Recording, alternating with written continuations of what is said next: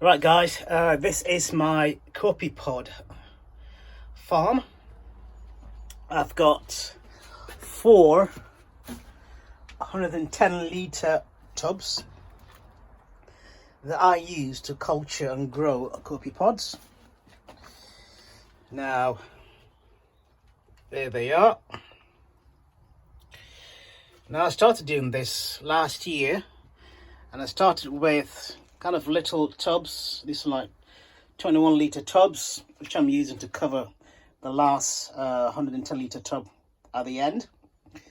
But then I just moved and graduated and started growing larger and larger quantities by experimenting, and this is my latest batch.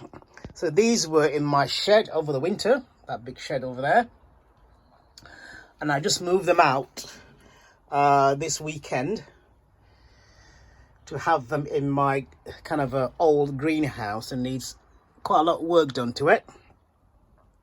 Now the reason why I have these covers on the last tub is because I've got a glass missing there. So in order to stop the rain from falling in and diluting the water and the salinity, I have got a lid over it. I'm going to fix the missing glass. I'm just going to replace that with plexiglass, I think. But for now, I've got 4 tubs, so that's a total of 440 litres ish, and it's looking good. I don't know if you can see there, but I brought them out this weekend from the main shed, so I'm going to give them about a week or so to settle in. I fed yesterday Sunday, but usually I get really good crop. If you look at my other videos, you'll see the kind of quantity I can get on a daily basis, and I feed that directly into my main display tank. So the salinity in these tubs varies between 30 and 32. Now I keep them quite high, because that way when I actually harvest and pour it into my display tank, there's not much of a difference in salinity for the little copepods, but they are quite hardy. They can actually stand salinity up to 40, which is pretty impressive considering how small they are. But they form some of the basic food chain in the marine world. And you can have both saltwater variety, brackish variety, or just freshwater variety. The one I've got here is the saltwater variety. So they can actually live in my display tank for quite a long time, and they can actually reproduce in my display tank. Although the wrasse I've got there and the various other fish I've got there will probably eat quite a lot of them.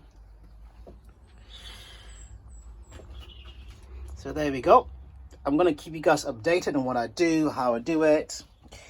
It's quite simple, quite straightforward. It's no big deal.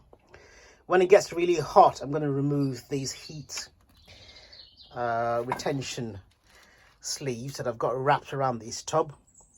These were done when I had it in my shed over winter.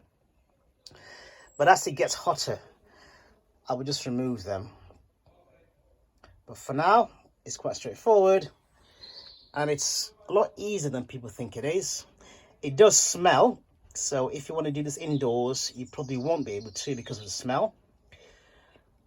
In my shed, because it was over winter, and I just went in once in a while to feed it, like twice a week to feed and harvest, I didn't really bother too much about the smell, and I could open the windows. Out here in my greenhouse, the smell doesn't bother me at all because it's all out in the outdoors. But I wouldn't do this in the house. It does smell. It smells a lot. Okay, thanks guys. Speak to you later. Here's a bird there collecting some twigs for their nest. Take care and keep reefing. Bye.